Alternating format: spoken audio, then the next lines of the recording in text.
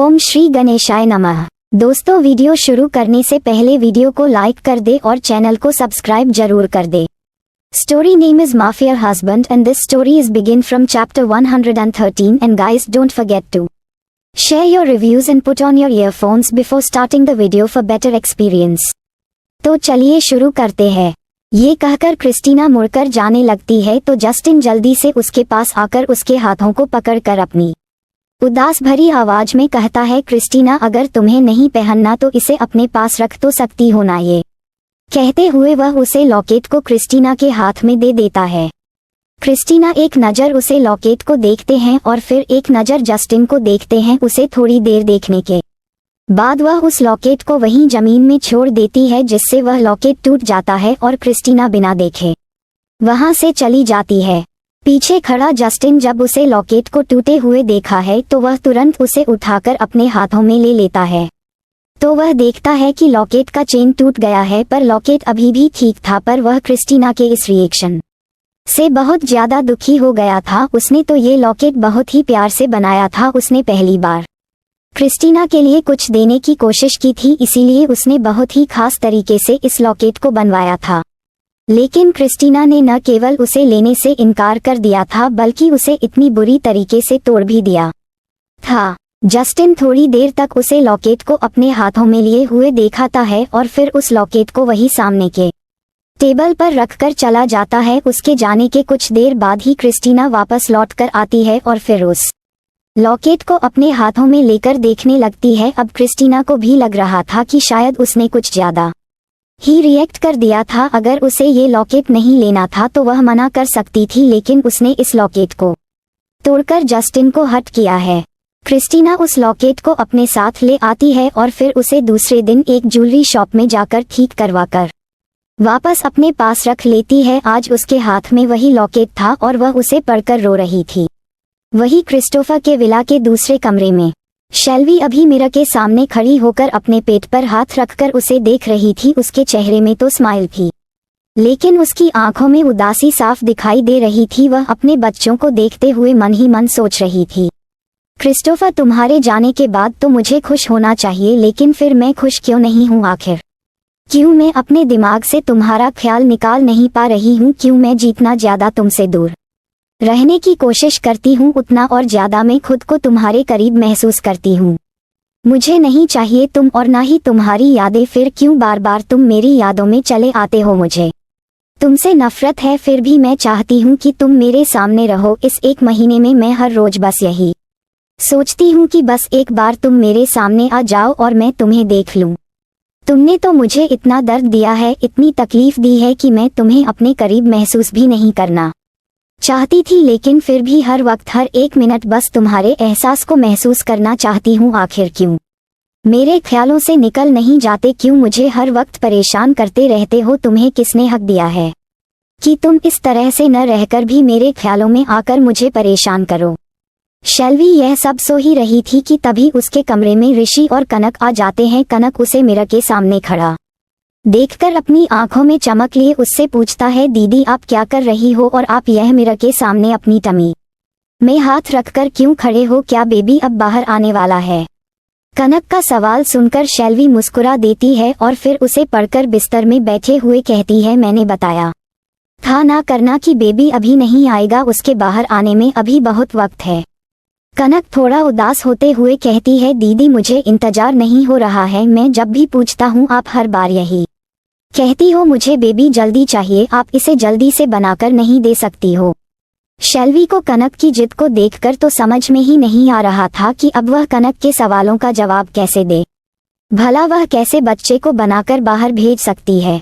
वह अभी यह सब सो ही रही थी कि तभी उसे अपने कानों में ऋषि की आवाज आती है, कनक मैंने तुम्हें बताया था ना कि बेबी खुद से नहीं बनाया जाता, उसे तो भगवान बनाते हैं और उन्हें बनाने में समय लगेगा। जब बेबी पूरी तरीके से बन जाएगा तब अपने आप ही भी बाहर आएगा, तो आपको वेट करना होगा। आप ऐसे जिद करके भाभी से नाराज नहीं हो सकती हो? कनक ऋषि की बात सुनकर बिना मन के हाँ में सिर्फ हिला देती है। शेल्वी ऋषि की समझदारी को देखकर हल्का सा मुस्कुरा देती है और फिर कहती है, ऋषि तुम तो बहुत ही समझदार हो।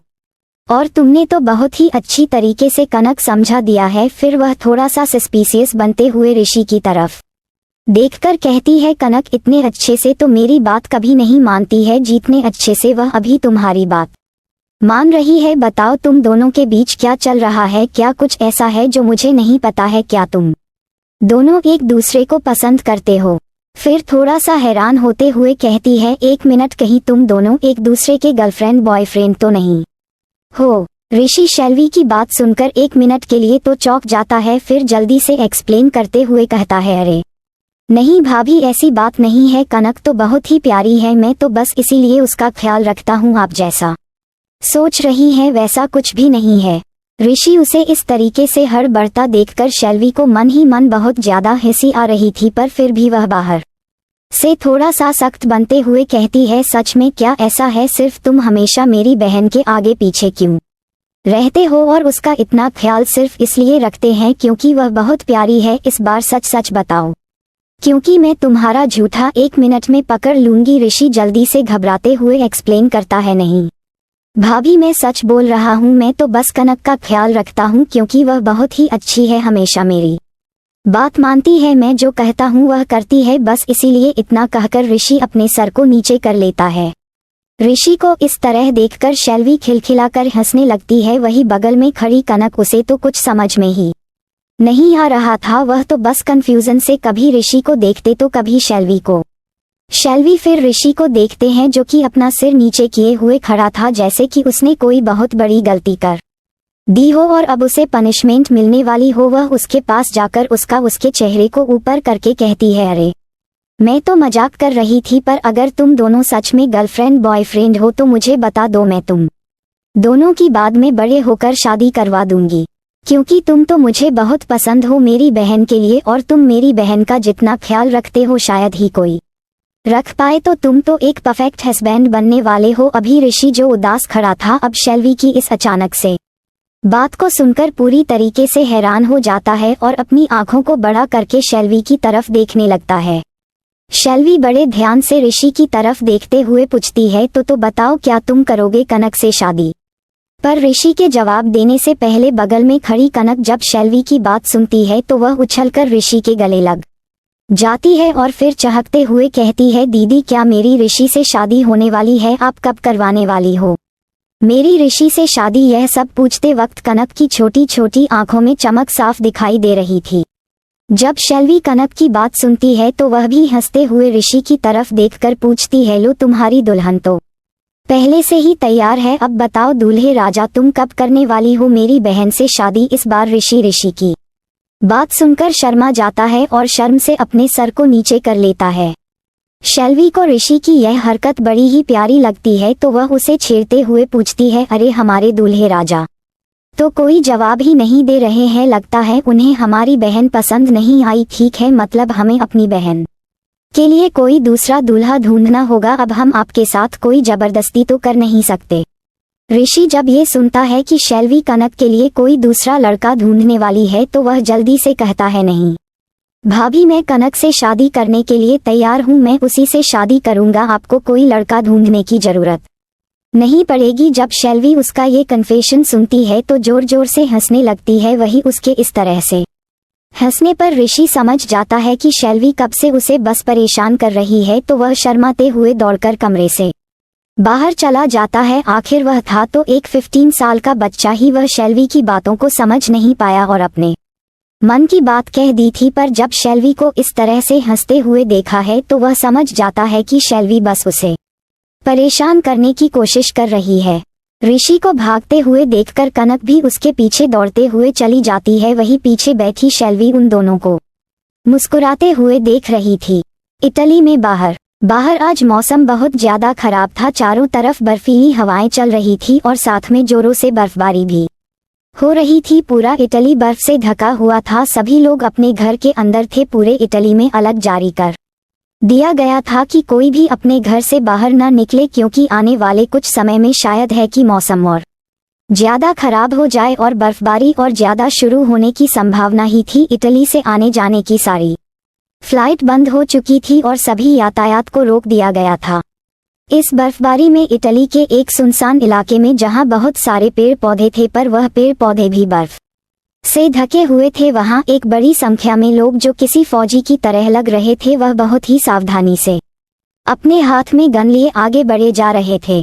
कुछ ही देर में उस इलाके के चारों तरफ अचानक से बम विस्फोट होने लगते हैं और उस बर्फ में भी अचानक से आग की लपटें दिखाई देने लगती है और देखते ही देखते पूरा इलाका जलने लगता है। अभी तक जहां चारों तरफ बर्फ दिख रही थी अब केवल धुआं ही धुआं दिखाई दे रहा था। इसके साथ ही कुछ लोगों के चिल्लाने की भी आवाज आ रही थी। So don't forget to share your review and comment your best part of an story. और अगर आपने अभी तक हमारे चैनल को सब्सक्राइब नहीं किया तो कृपया इसे सब्सक्राइब करें और बेल आइकन पर क्लिक करें ताकि आप हमारी नई कहानी पहले पा सके। And if you like my story so comments your feelings with heart emoji. तो मिलते हैं नेक्स्ट वीडियो, तब तक के लिए राधे राधे।